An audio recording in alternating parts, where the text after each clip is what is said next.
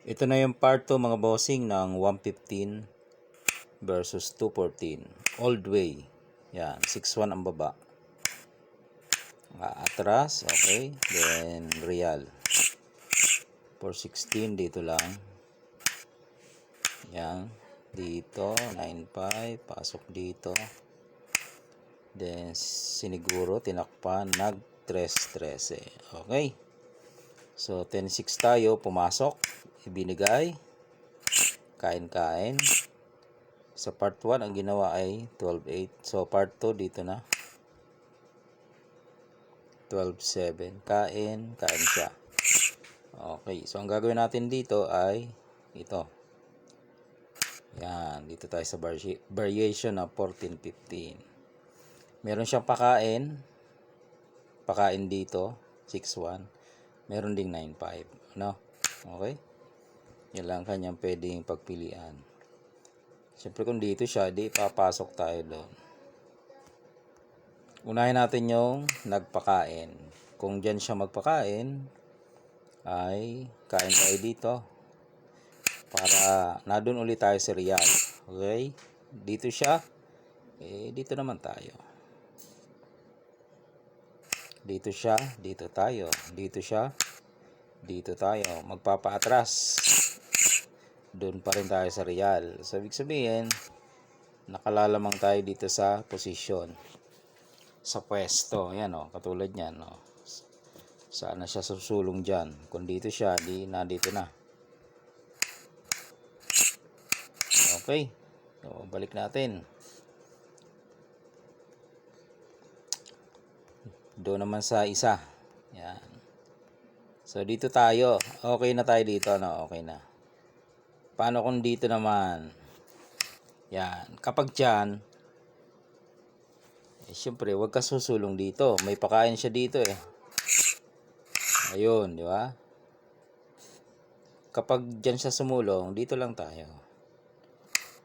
Para no choice siya. No choice. Kung dito siya, sugod tayo doon. O, di ba? Kung dito siya, di papasok tayo dito. Kaya no choice siya, kundi dito. Tapos, idodos niya. Yan. O, dito ulit tayo. Ganun na naman mangyari. Yan. O. Dito siya. Dito tayo. Dito siya. Dito tayo. Papatras na naman. O, di same process ang nangyayari, no?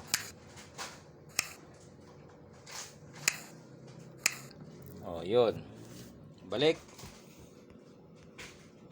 natin yung panghuling variation. Yan, dito tayo nagpakain. Okay na tayo dito. Dito naman nagpakain siya. Papasok ka dito. Yan, rirealan mo.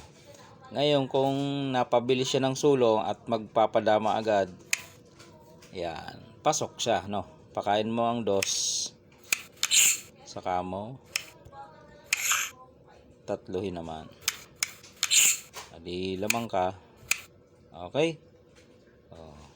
Pero kung hindi yun ang ginawa, halimbawa, pagpunta mo dito, hindi ito ang ginawa, papabalikin yan eh. Yan. Tapos susulong halimbawa dito or dito. Kasi kung dito, ibibigay mo na yan. Lamang ka naman sa piyesa eh. O, kung dito siya, dito ka. Kung dito siya, dito ka. Okay. Lamang ka sa piyesa. Kaya, pwede ka manalo dito. Kung dito siya, pwede mo nang idos-dos yan eh. Lamang ka kasi sa piyesa. Yan o. Dito siya, dito ka. Yan o.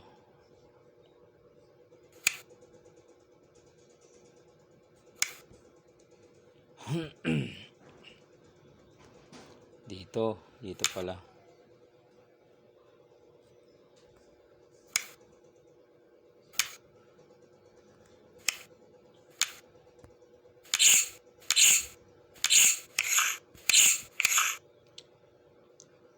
Okay Okay na mga boss. O yan o.